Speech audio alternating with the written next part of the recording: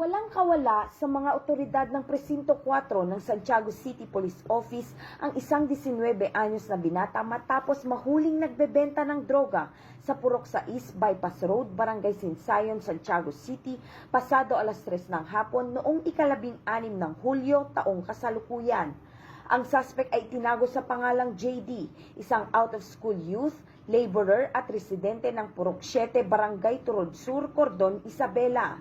Nanguna sa operasyon ang Santiago City Police Office Station 4, katuwang ang PIDEA Quirino Provincial Office na may koordinasyon sa PIDEA Region 2 na nagbunga ng pagkakadakip sa binata.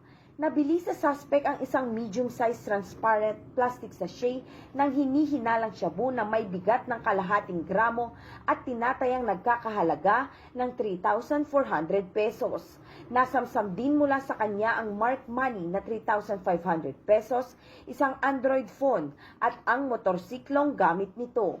Sasampahan siya sa kasong paglabag ng Republic Act 9165 o ang Comprehensive Dangerous Drugs Act of 2002 at kasalukuyang nasa kustudiya ng Santiago City Police Station 4. Patuloy ang maigting na kampanya ng pambansang pulisya laban sa iligal na droga bilang bahagi ng pagsuporta sa layunin ng bagong Pilipinas, isang lipunang ligtas, disiplinado at maunlad na bayan. Mula dito sa Lambak ng Cagayan, ako ang inyong PNN Correspondent Patrolwoman Lane Lorenzo, alagad ng batas, tagataguyod ng Balitang Pulis.